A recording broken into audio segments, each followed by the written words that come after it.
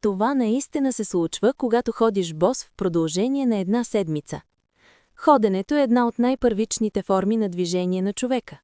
Преди да бъдат изобретени обувките, краката ни ежедневно докосваха земята, тревата, пясъка и камъните. Днес те са затворени в твърди подметки, амортизирани, поддържани и отделени от естествената среда. Но какво се случва, ако променим това състояние само за една седмица и отново започнем да ходим редовно боси? Изненадващо много. Номер 1. Мускулите на краката се събуждат отново.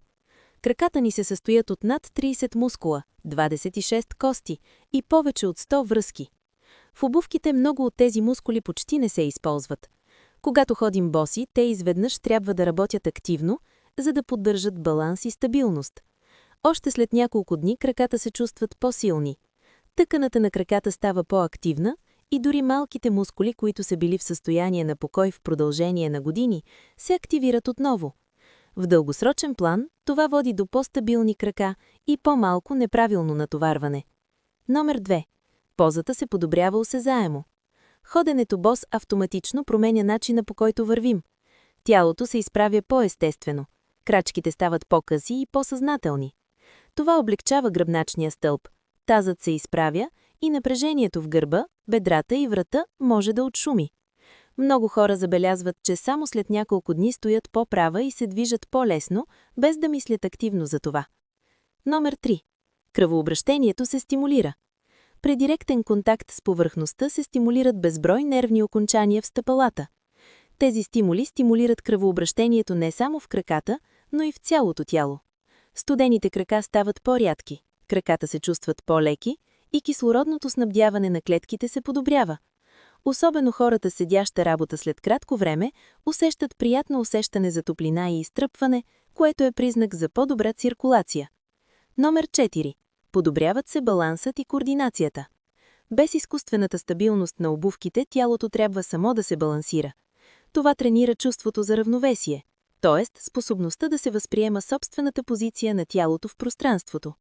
Още след една седмица много хора реагират по-уверено на неравна повърхност, по-рядко се препъват и се движат по-контролирано. Тази подобрена координация има положително влияние и върху други форми на движение, от качването по стълби до спорта. Номер 5. Ставите се натоварват по-естествено. Обувки с твърда подметка или ток променят походката и често пренасочват ударите по неблагоприятен начин към коленете, бедрата и гърба. Ходенето бос насърчава по-мека, по-естествена походка, при която натоварването се разпределя по-добре.